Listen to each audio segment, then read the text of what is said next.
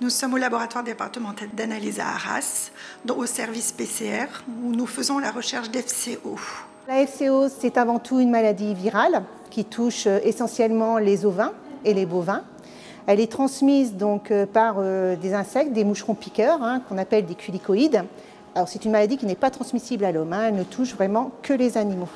Et elle n'est pas non plus transmissible d'animal en animal, c'est-à-dire qu'il faut que le moucheron pique à chaque fois la bête pour qu'elle soit contaminée éventuellement.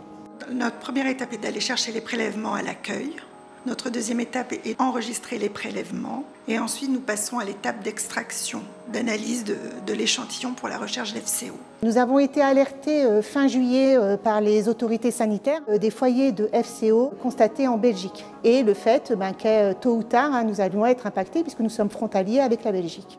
C'est une maladie que l'on a vu descendre des pays du Nord, Pays-Bas, qui a traversé l'Allemagne, qui arrive en Belgique. Le premier foyer est apparu dans le Nord le 1er août, le 7 août dans l'Aisne, et nous avons eu notre premier cas positif le 12 août dans le Pas-de-Calais. On travaille en fait à partir d'un tube de sang.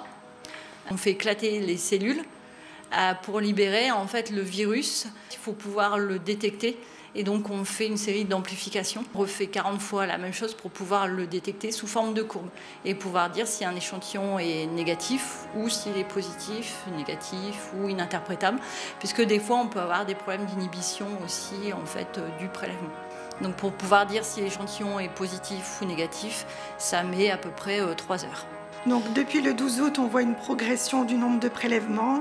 À aujourd'hui, on est à peu près à 150 prélèvements par semaine. Avec environ 90% de positifs, et donc 10% de ce qu'on reçoit est négatif. Donc nous, notre rôle est un rôle purement opérationnel. Notre rôle s'arrête là. Ensuite, les autorités prennent le relais. Le laboratoire, pour nous, est tout simplement la bonne réponse à la bonne échelle.